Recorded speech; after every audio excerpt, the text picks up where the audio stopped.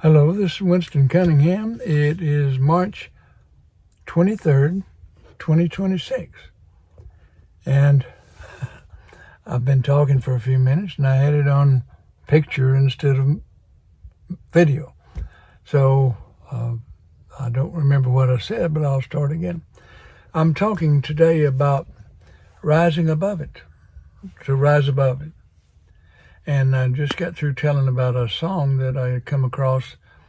A fellow that liked a demo that I made at a studio asked to meet me, and then when I met him,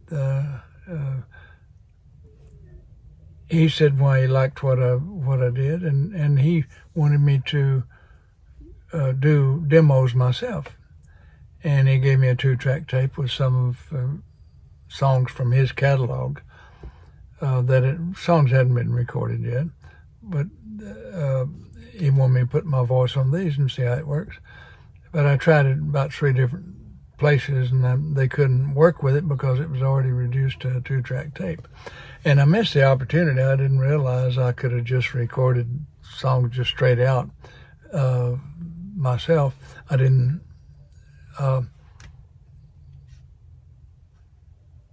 really consider that at the time. So that was a missed opportunity. And I believe that that would have turned out right, because and what brings it to mind now is one of the songs in that group that he gave me, and I've got it on tape here somewhere. It's called Rise Above It.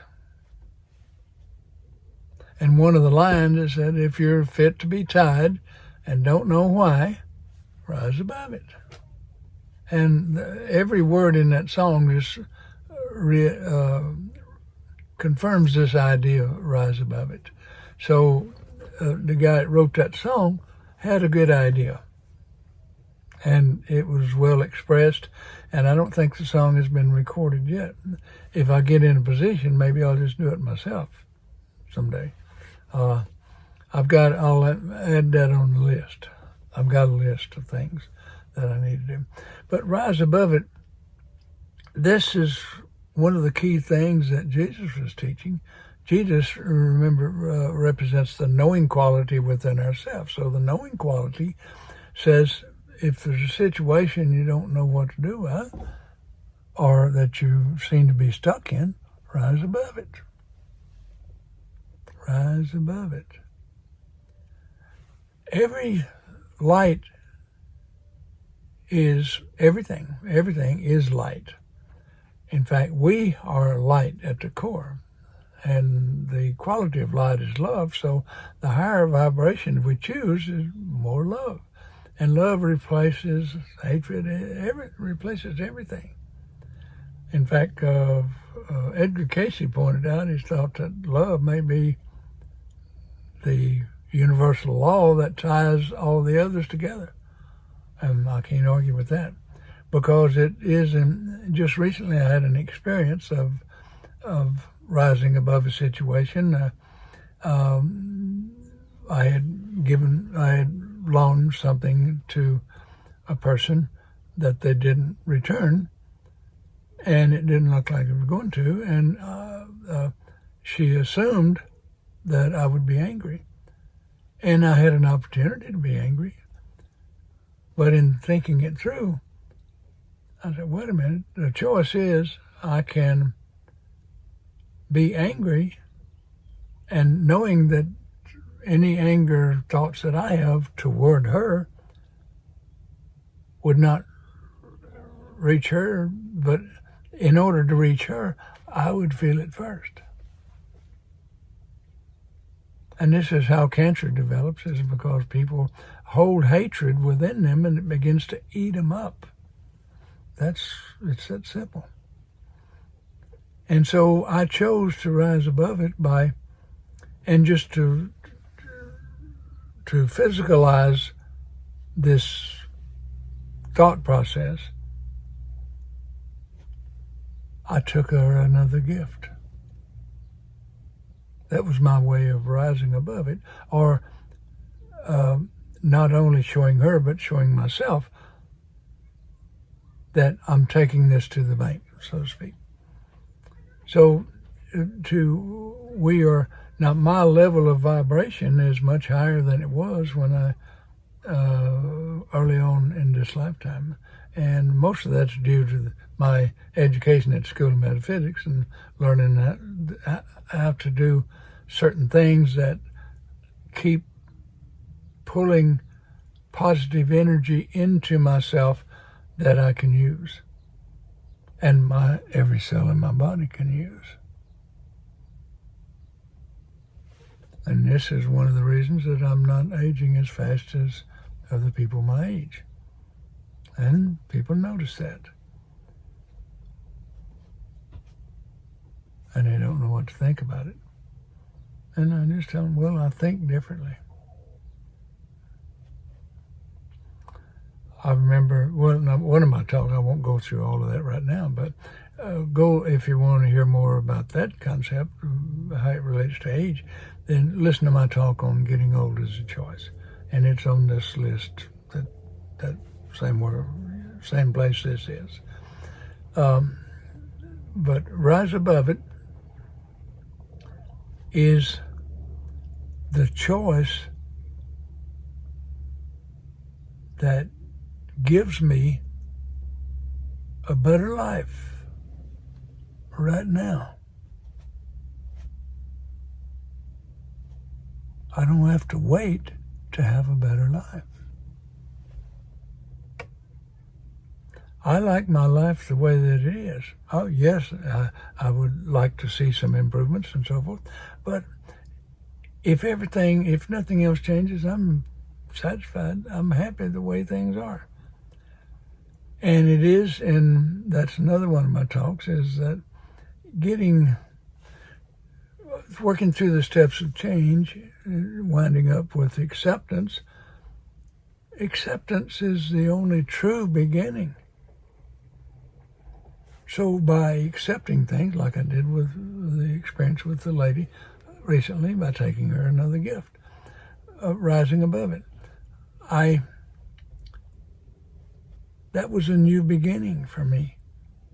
And so rather than getting caught up in the agony and detriment, all of the things that regurgitating the past brings up, I gave myself a new lease on life by doing things with a higher vibration than what I had to. Now see, you don't have to be good to yourself. You remember Jesus pointed out, I put before you life and death. Choose life. And death just means change, leading to a new life. You look at the whole story, rising above. And Jesus went through that experience to show us that it was possible for us to do that. Not that because he did that, everything, that we don't have to worry about a damn thing.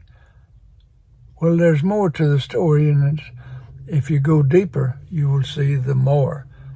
And I suggest that anyone who has at least a curiosity about the language of mind and how it provides pictures from the scriptures, I encourage you to investigate the language of mind. And som.org, School of Metaphysics website, has a whole list of books that deal with language of mind, starting with dreams. Now, I did listen to my talk on dreams, and I lead you to a weekly program that will help you understand dreams, which is the way to understand language of mind. As I had enough experience with dreams, then when I pick up the Bible, when I read, I would get pictures rather than just words.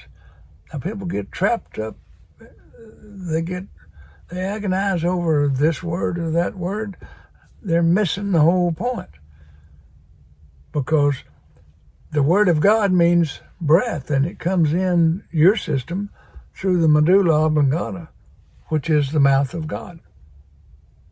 The energy that comes through the mouth of God is what we have to pay attention to. The energy that we take in, we're responsible for using it. So what I'm talking about my experience of rising above is choosing the higher vibration. Or it's been put in many ways, the road less traveled. Just about every one who's talked about these things in depth may have a little bit different twist on it, but it's saying the same thing.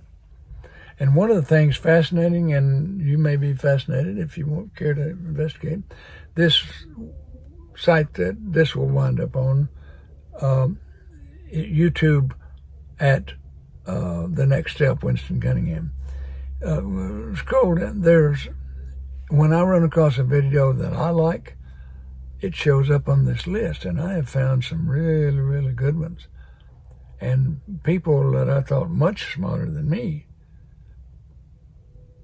famous people, that have come to the same conclusions I have, but from a different perspective.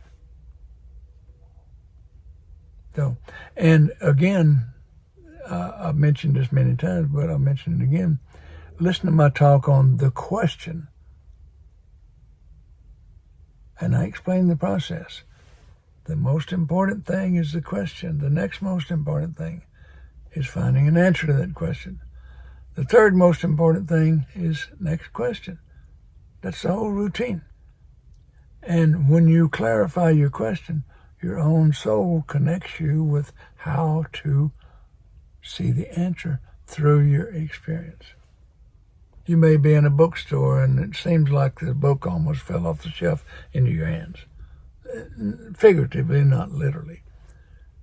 But this is your own soul guiding you to the information that you need. That's how you know where to look. Is your own soul will guide you through your own experience. And I appreciate the School of Metaphysics for showing me that. That's what I needed. And I got much more than just that. But I needed that. I didn't find truth through church or school. I found it through my own experience, guided by the School of Metaphysics telling me how to do that. Or showing me how, not telling me how. The School of Metaphysics is set up different than any other school. You learn by experience. They don't give you anything. They show you the exercises to do. And you do the exercises, and your consciousness expands enough to understand the concept. And it don't work the other way. You can sit in church from now on and not hear a damn thing. And I was in a whole building of people that seemed to be just regurgitating the past. Well, that wasn't enough for me. And it's still not enough. And I like where I am. I'm 82, and I'm preparing for my fourth major life cycle, and I planned 5 altogether. They were 28 years each. So I'm preparing myself from that, and I'm the recent word, since we're using these systems, is downloading. I'm downloading what I need from my own soul to get me prepared for what is to come, and I'm excited about it. And the things that are happening in my life are showing me promise.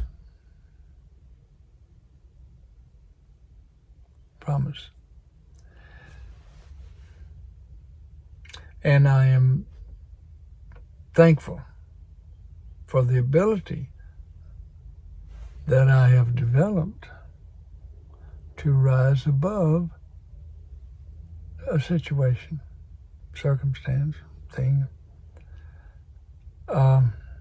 It's all a matter of choice. And that's the title of the book that I will eventually finish. Started it in 94. I don't know when it'll be finished, but I'm in the process of writing it now, even though I'm not sitting at the typewriter. I'm gathering information. I'm gathering experience. And it will be a good book. There'll be a lot in it. And it will, when I finish it, it will be a work that an idea whose time had come. And that's what started the School of Metaphysics. It was an idea whose time had come. And just briefly, let me tell you what started the School of Metaphysics is because it was a way. The School of Metaphysics was here for the purpose of ushering in the age of intuition, which is the 6th day. We're currently in the 5th day, which is reasoning man. The next day is intuitive man. And that's what the School of Metaphysics was preparing people for. And that's what they do, is they teach. They're in the business of teaching teachers. And when I was at the school in the late 80s, there was just a handful of doctors total that reached that doctorate program, doctorate level. And to reach the doctorate level, as I understand it, they have experienced in all 7 levels of mind, so they've got much greater understanding than they did previously. But now, led by Daniel Condren, he takes seriously his mission is to. He writes lots of books, but he said that's not his most important thing. His most important thing is teaching teachers. And now there's a lot of people who have gone to that doctorate level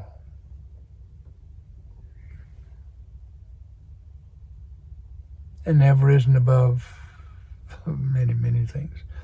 And so there's a lot more doctors now than there was when I was there. So the process is growing now. It's not, if you look at the numbers and go by the numbers that are at the School of Metaphysics, you'll get a misrepresentation of what it's about. And if you compare it to another school, you'll be totally led wrong. The only way you can understand the School of Metaphysics is to be there. I was there. I didn't stay for the doctorate program, but I stayed long enough to get what I needed. And what I'm doing now is I'm passing on what I've understood so far. And that I'm gaining in understanding by rising above.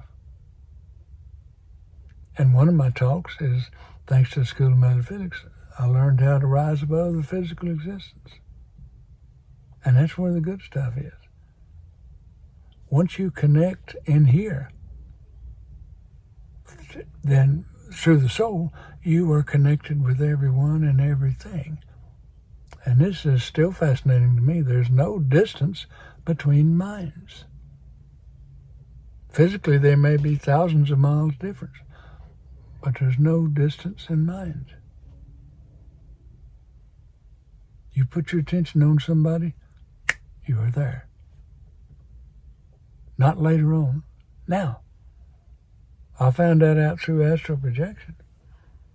That's the thing that fascinated me most about astral projection is going through the practice of, and I won't describe the whole thing, but we used sound, sight, and taste. No, smell, sound, sight, and smell. And there were 7 stops on the route learning to astral project. Going through it a couple of weeks, getting accustomed to everything, and then sitting in one place and going astrally through all of those steps. And it fascinated me that to get from one place to another required one thought. One thought gets me from where I am to where I'm thinking about. No lag time. It's immediate. And this is the way the mind works. And the farther you go into mind, the more you learn about it. So, and I'm learning some neat stuff right now. And I like it. I like it.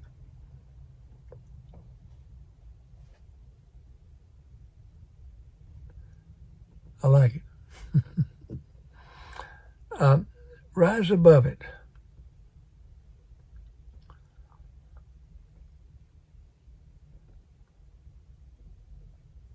Rise above it.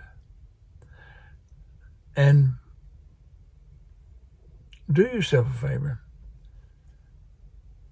Through a language of mind concerned, if you want to know how it relates to scriptures, get Daniel Conran's book, Universal Language of Mind, Matthew Interpreted, which in language of mind shows the whole chapter, and it's phenomenal. But it shows you what Jesus was saying, or that whole story, and many other stories, how that looks in picture language rather than just trying to understand it through the words, which is not possible.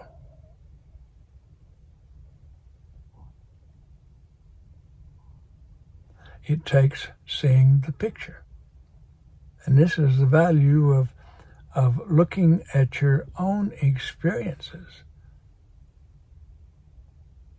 Your own experience will show you the truth. There's no other way to see it. You've got to verify it yourself. No one else can do that for you. No group of people can tell you what is truth and what is not. You must discover that yourself. I know that.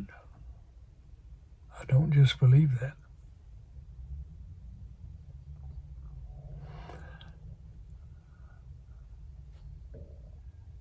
I don't know how much more I need to say, but it seems like it's time I ought to quit, or for this time. Anyway, I'm Winston Cunningham, and I appreciate your time. Thank you.